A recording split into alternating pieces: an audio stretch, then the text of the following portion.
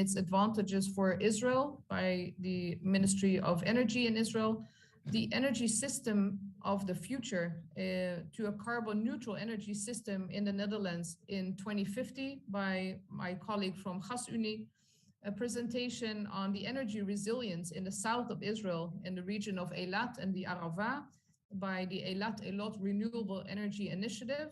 And these will be followed by two additional presentations, one on reliable power electronics for the energy transition by my colleague from the Technical University in Eindhoven. And our last presentation will be on system integration aspects and GenCell's technology, an Israeli startup. At the end of the presentations, there will be a discussion, and Dr. Mark Bonushanser, who is also going to be the moderator, will make sure that after every 12 minutes of a presentation, you will have a few minutes to ask questions to the speaker. So here is what I would like to tell you. This is my contribution. My original background is in the life sciences. As I told you, I served for many years as the head of the bioinformatics unit at Tel Aviv University. My background is in the life sciences, in biology and in chemistry. And when Mark and I developed this topic of energy system integration, what came to my mind is actually that it reminded me of the field of systems biology. And systems biology is the computational and mathematical analysis, modeling, and experimenting of complex biological systems. So let's see a few complex biological systems. You, of course, know them.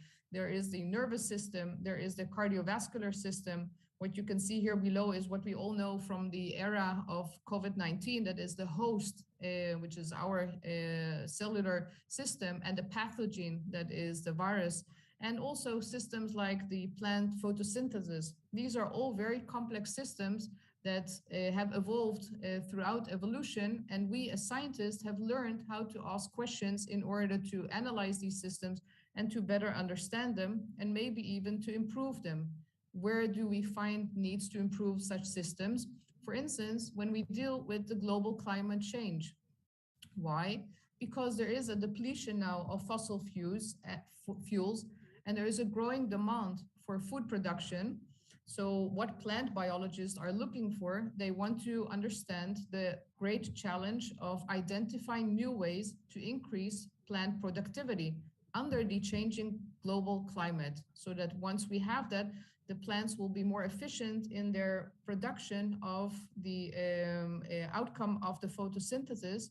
And as I wanted to share this with you, you can see it here. What are we actually seeing in this picture? We see the system of photosynthesis, and I assume it also reminds you of the generation of clean energy.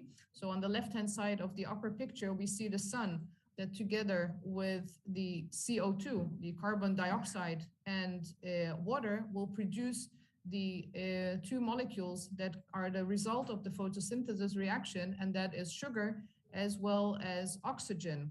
And later in the cell, there will be the formation of this second molecule, the ATP, okay? And ATP, as you can see here on the right-hand side, has a bond, which is very high in energy, and cleavage of this bond will create and release energy.